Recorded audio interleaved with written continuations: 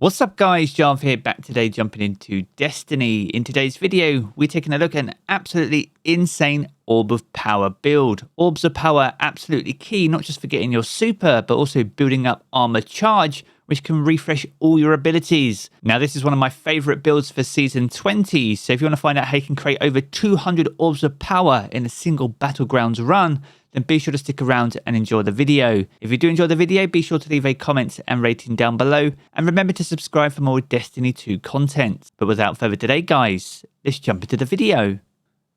Now alongside the launch of Lightfall, we saw some changes to our build crafting and loadouts, which saw the Charge of Light mods replaced with Armor Charge. So you can earn these by creating Orbs of Power to pick them up, increasing your armor charges that slowly decay over time. Now using these armor charges, we can reduce the cooldowns of pretty much any ability that we want, using and potentially stacking the wide range of mods that we have available in the game. Now we're going to break down everything that you need to get this build working, including the artifact perks, the aspects and fragments that you can apply on your subclass, as well as the wide range of mods you can apply to your armor to further elevate this build. Now whilst Lightfall saw the introduction of Strand, we're going to be heavily focusing into Void. Now when it comes to the seasonal artifact, there's a few perks in tier 2 you definitely want to have, such as the authorized mods Void, and this is where the armor energy costs for all armor mods affecting Void weapons are significantly discounted. Another perk worth unlocking is authorized mods Grenades, and this is where the armor energy costs for all armor mods affecting your grenades are also significantly reduced. Now in tier 3 there's a few critical mods such as the Shatter Orbs. The first time you break a combatant shield, you create an Orb of Power if you break the shield with a matching damage type. We're going to pair that with Volatile Flow, which is also from tier 3, and this is where picking up an Orb of Power grants your Void weapons volatile rounds. As for tier 4, we have Bricks from Beyond, so by defeating a powerful combatant with a Void weapon, this has a chance to generate heavy ammo for you and your teammates. And to round us out in the final column in tier 5, we have Void Weapon Channeling, and with this you gain a temporary bonus to Void weapon damage after defeating a target with a Void weapon, while at least one of your Void abilities is fully charged. Now this damage bonus increases based on the number of fully charged Void abilities that you have. So the build that we're going to focus on today will allow us to have all our Void abilities up, passively increasing all our Void damage. Now next up we're going to move on to the subclass. Now naturally we're going to be running a Void subclass, and you can in fact run this on any character. We are running a Warlock today, so I will be on Nova Warp, as they have increased the amount of orbs you can create using that super, and anything else in regards to class ability, movement ability, your Void melee and Void grenade are all down to personal choice. I personally like the Vortex grenade as it's great for taking out large groups of combatants and actually pulls them together, allowing you to take them out much easier with your weapons. Now in terms of aspects, we have Feed the Void. Now this is exclusive to the Warlock, and this is where defeating a target with a Void ability will activate Devour. Now while Devour is active, final blows restore health and extend the Devour perk.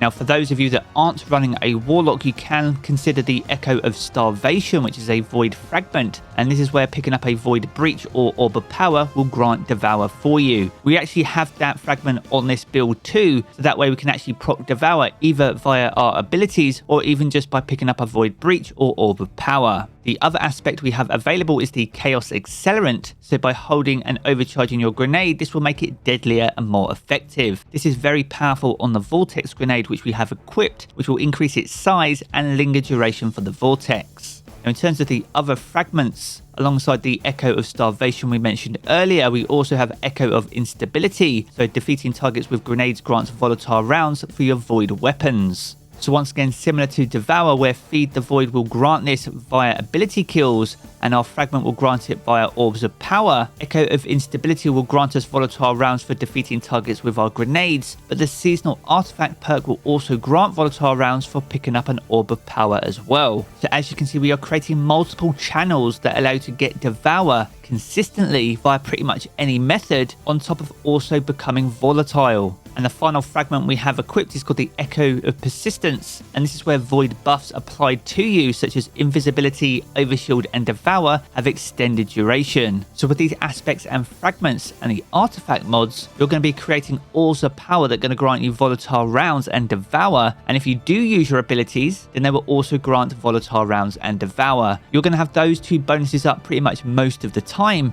and they both linking perfectly with some of the armor mods. Now starting off with the helmet, we have Nazarek's Sin equipped, the exotic warlock helmet, which has the exotic trait Abyssal Extractors. This is where void damage kills increase ability energy and the recharge rate. Now in terms of armor mods here, we have Font of Wisdom, so you gain bonus to intellect while you have any armor charge. Now collecting an orb of power causes you to gain 1 temporary armor charge, which will decay over time. Now alongside that, we have doubled up on our Void Siphon perks, and this is where Rapid Void Weapon Final Blows will create Orbs of Power. Rapid Void Weapon Final Blows are going to be incredibly easy with volatile rounds active, and by stacking these mods, we see a noticeable increase to the bonus. Now as for the gauntlets, we have Firepower, and this is where Grenade Final Blows will create Orbs of Power. Now if you do use your grenade, you have Grenade Kickstart as well, and this is where your grenade energy is fully expended, you'll gain Grenade Energy. Now this will consume an armor charge, and you gain additional grenade energy for each armor charge stack that you have. We've also paired that with Melee Kickstart, which does exactly the same thing,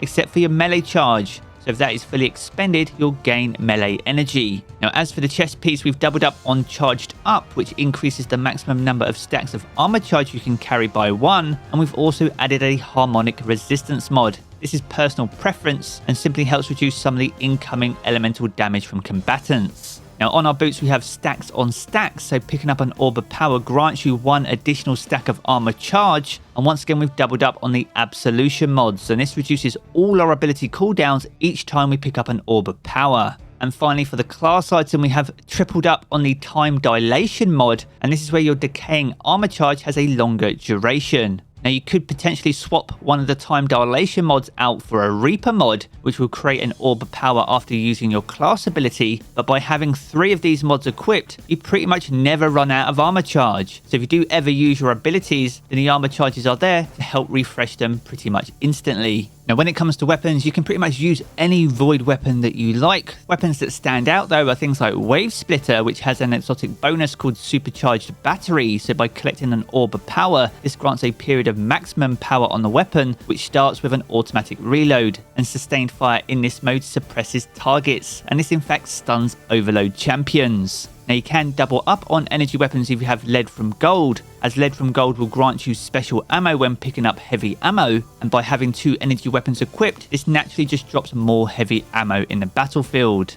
Now where this build really starts to shine is with the heavy weapon. I'm using a Void machine gun called Retrofit Escapade from Season of the Seraph that has 4 times the charm and target lock. Now the idea here is to take out as many combatants as possible, ideally with a Void Shield, and by breaking that field and rapidly defeating them, this will create a megaton of Orbs of Power. Now another worthy choice in the heavy slot is the Commemoration, which is a Void machine gun from the Deep Stone Crypt raid. Now the role you want to seek out on this is Subsistence, which reloads the magazine from reserves upon killing a combatant, and also Repulsor Brace, and this is where defeating a Void debuffed target will grant you an Overshield. Now rapidly defeating targets with a weapon like that will create loads of Orbs of Power, proc Devour, and because they'll be Void debuffed as a result of Volatile, you'll be getting a permanent Overshield too. You practically become a walking tank that literally creates Orbs of Power for fun out on the battlefield. It's one of my favourite builds in Season 20 and one I highly recommend that you check out. If you want to equip it and try it for yourself, I'll be sure to leave the loadout link for Dim down in the video description below.